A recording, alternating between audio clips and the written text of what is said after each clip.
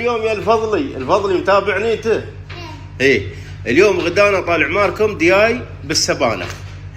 شيء جميل وحلو. البارحه سواه وبس بسم الله ونحمس.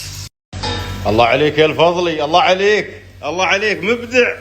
والحين طالع ماركم بنزل البهارات الصحيحه. ايوه وبربس يا سلام عليك.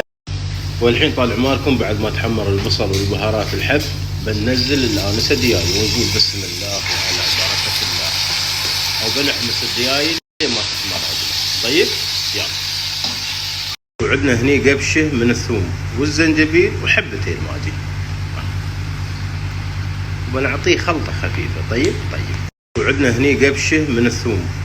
والحين حبايبين العين معجون الطماطم بسم الله، قياس قبشتين بنعطيه بس يكفي قبشتين. طيب يلا زين.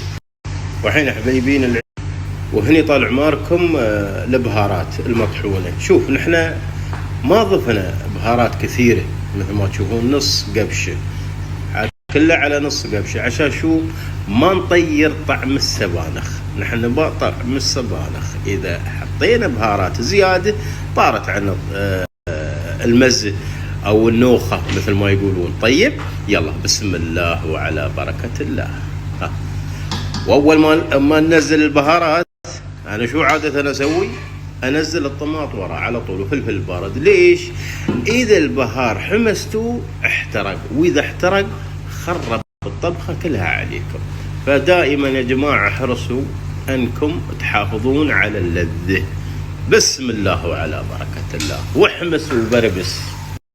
الفضل يا ذيتنا يلا ابوي حقه. والحين نضيف العلوله صبيته كله برا يا رجال. يلا زين. الحين ضفنا العلوله. يلا زين. يلا بس بابا حق البادي كفو. انت طباخ جرات ابوك بتستوي بتاع كله. يا سلام عليك يا الفضل يا سلام. يلا كفو بس بابا بس. والحين طال عماركم عندنا السبانخ. هاي السبانخ حبتين بهاي الطريقه. خلاص بنتركها الحين تشوفونه مثلج. هذا بنخليه شوي لما يفتش بس ما يباله شيء. شوفوا يا اخواني واخواتي، في فرق بين السبانخ والملوخيه. هو مش الفرق كبير، السبانخ يجيك ورق، اما الملوخيه تي مطحونه مضروبه مطحونه زين. وعندنا الفرش، انا استخدمت المثلج هالمره. اوكي. وبنتركه طالع ماركم بنغطي عليه لما تفتش السبانخ وقلب يا مقلب. يلا الحين فتشت بهاي الطريقه وبنقلب عليه قلبه خفيفه. شوفون يا اخواني بهاي الطريقه. تشوف الفضلي؟ تشوف ولا ما تشوف؟ تشوف. يا سلام. الريحة شوف. ريحة دياي. ريحة حلو. ادري ريحة دياي لان نسوي دياي، نسوي سمك الله يسلمك. الحاصل شنو؟ شوفوا الحين نحب نتركه فتش.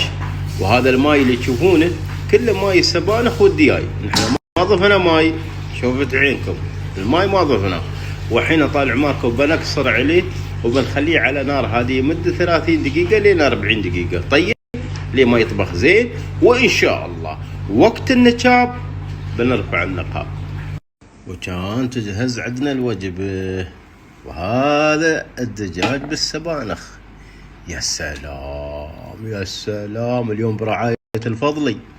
الهنود عنا يقولون هذا بالك، يسمونه بالك، والمصريين يسمونه سبانخ ملوخية، ونحن نسميه سبانخ. ويا سلام. وكل باسمه، بلدان تختلف وعلوم طبعا الواحد يتعلم. يا سلام. الدياي متهرتر. شوفوا يا سلام.